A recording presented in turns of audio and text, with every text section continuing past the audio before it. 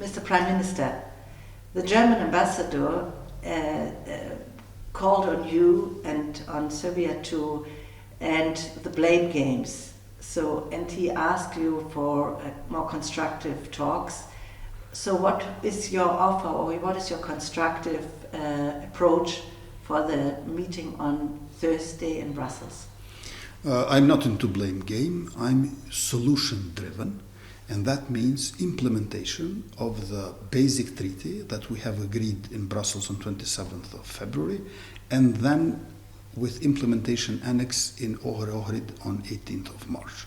So I want implementation of the basic treaty, and this should be done unconditionally, fully, and without delay. I was the one who was ready to sign it. Therefore, there should be no doubts that I am a solution-driven Prime Minister. Mm-hmm. A couple of days ago, you said that the European Union should, to beat more Serbia in order to get it freed from Russian influences. So I don't know the exact expression in English, but so something like more pressure on Serbia to get rid of Russian influence. So what does this mean for you? So what do you look for? Well, Serbia is not distancing itself neither from its criminal past, namely Milosevic, nor from its current cooperation with Russian Federation, with Putin. Therefore, a double distanciation is needed. Serbia is not a democratic country and is led by an autocrat. And if you are generous, tolerant with an autocrat, they misunderstand it for weakness or fear. That's why carrots do not function. I believe that if EU countries would threaten Serbia with withdrawal of economic investments and with the return of visa regime, they would immediately agree to implement a basic treaty from February and March this year. And in this way, our agreement, which is a great achievement of Brussels, would turn into solution for our two countries and perhaps for the entire region as well. But interesting enough, there's more pressure on you and your government, and there are also sanctions from the European Union, the United States of America, and Germany. So do they misunderstand your goodwill, or what's happening? Because what do you offer to get out of the situation? Well, I think measures and sanctions against Kosovo are a bizarre thing, because everybody saw in late May who attacked KFOR soldiers, Kosovar policemen, and journalists. And these violent extremists, this fascist militia, is comprised of dozens of people. A dozen of them are in prison in Kosovo. The rest have left for Serbia. And of course, measures against Kosovo should be removed, but at the same time, we should speak truth about facts on the ground. I have been blamed unjustly about escalation in the north, and we saw who did the violence. On the contrary, I removed twice by 25% the presence of our police in 4 northern municipal buildings, and this should be acknowledged. There is no escalation in Kosovo.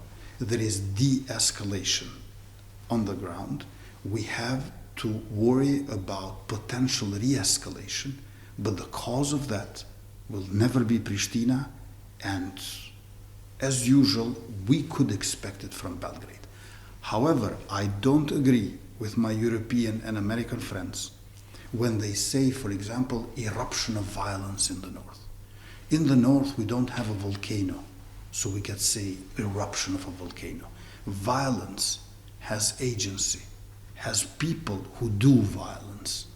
And I have named them in the Parliament of Kosovo to show that I have no problems with Serbian community, but with a tiny minority of Serbian minority who are 4% of population in Kosovo, who are directly financed and ordered by Belgrade to try and destabilize our young democratic republic.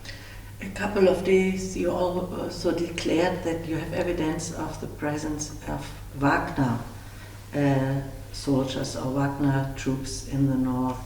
So what do you ask for in order to get things under control, and do you need more troops from KFOR? What do you look for if you talk to people in international organizations? Last year only, we have destroyed 8 drug farming laboratories in the north and 5 for Bitcoin mining. We closed 16 illegal pathways which were used for smuggling, but in December last year they have erected 16 barricades. In those barricades we have seen people masked and in uniforms and with armament, and some of them we have photos together with other people who were having these Wagner insignia as coat of arms. We informed our partner intelligence services about this, and politicians and diplomats of the democratic West, but no measures were taken against Serbia. You know that all these people who did violence in Kosovo more or less are either in prison in Kosovo or they left for Serbia. But Serbia is doing nothing towards their prosecution. So do you think the situation is under control now? It's much better than a couple of months ago. And again, whether it will stay calm, it depends a lot from what kind of goals and behavior Belgrade will have in this autumn. Okay.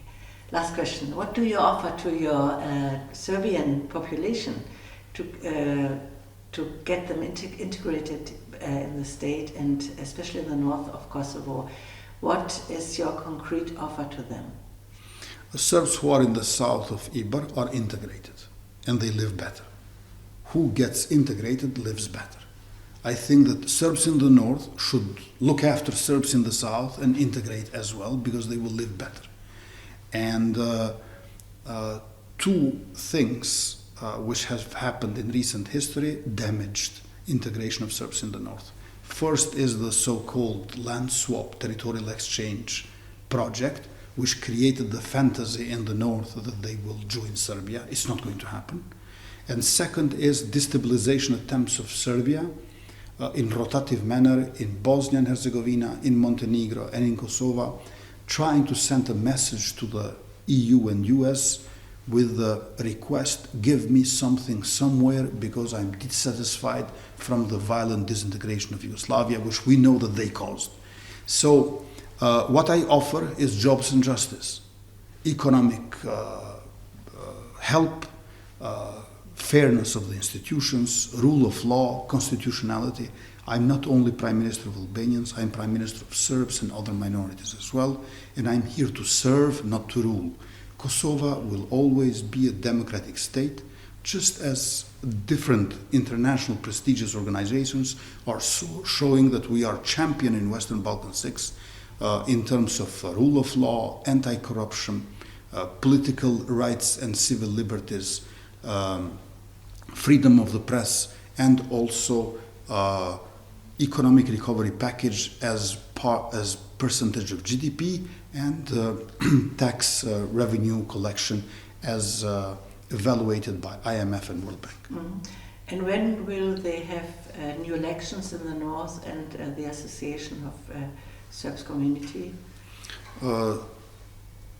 Sub-legal act of law on local self-government, Article 72, has been signed by my minister who comes from Egyptian community, Elbert Krasniqi, and now Serbs in the north can start and collect signatures with a petition which must comprise 20% of the population in order to trigger voting, where they could then terminate the mandate of existing mayors. Their mayors, these mayors, they have hollow legitimacy, but however, others have no legitimacy. You can get into office with elections.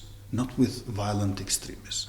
Regarding Association of Serb majority municipalities, those are 2 out of 39 agreements in Brussels done by my predecessors, and they are within Article 10 of the basic treaty that we have agreed. I don't want violation of rights of Serbs.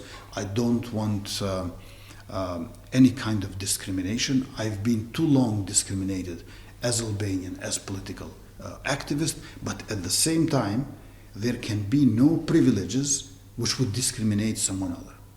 So what we need is equality and rule of law and European values. Thank you very much. Thank you, Adelaide.